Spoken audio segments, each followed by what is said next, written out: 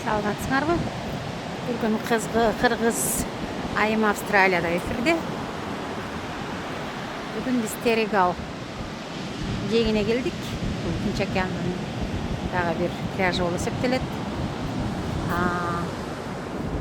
Біз 3-4 күнгі бұл Макс деген 6 айлық жігітті қарағаны келдік. Алтын лабрадор. Пляжда көп иттермен ойнап жүрүшөт. Басса болгудай. Азыр биз бутубузду чечип, тиги суунун жегине басабыз. Макс. Тиги жерде менин кызым ойноп атат, ким ойноп атат. Бүгүн бизде каникул бүттү. Бүгүн кызым атасы менен биздин үйгө кайтышат, эртең мектепке барышат. Мен Макс менен дагы 2 күн болуп бул жерде.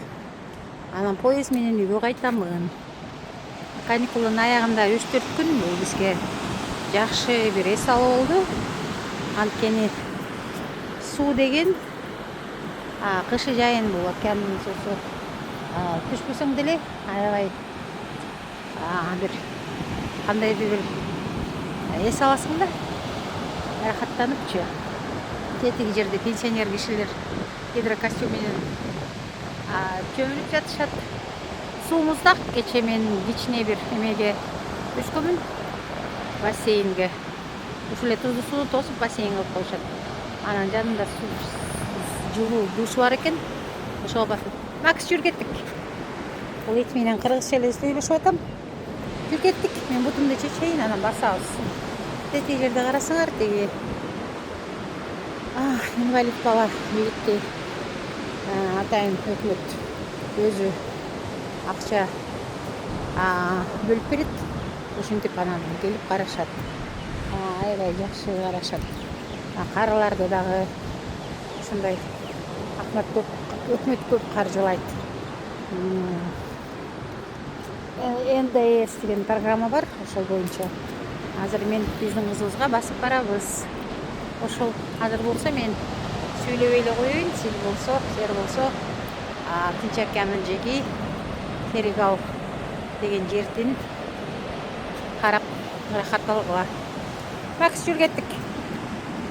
Иттер эмнегедир кыргызча команданы деле түшүнө беришет. Булар тонацияны түшүнөт болуш керек.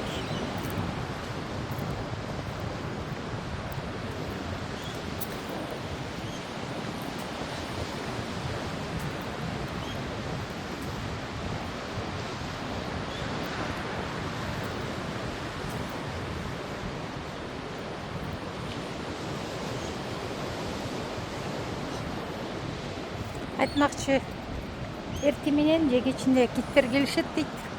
Биз көргөн жокпуз. Анткени киттер азыр балалуу болушуп, анан иммиграция болгон ушул миграция болушат да Африка жака.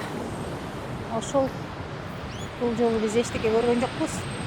Атайын кайыктар бар, ошолорго түшүп алар тур жасашат. Алар өздөрү радар менен бир тапкан нукмалары бар окшойт. Былтыр көлүндө көргөнбүз. Быйыл эшикти көргөн жокпуз.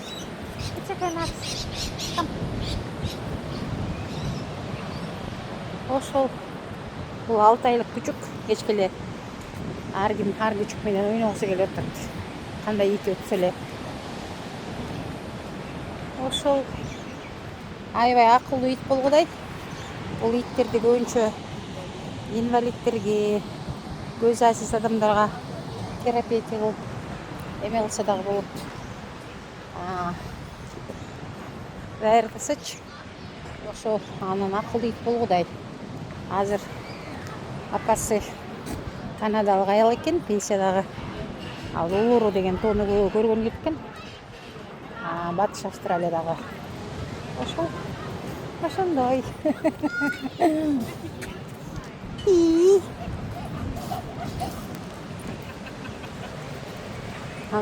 Ошентип эле ойногусу келет бары менен. Жана эле таанышканбыз. Окей, come down, Max.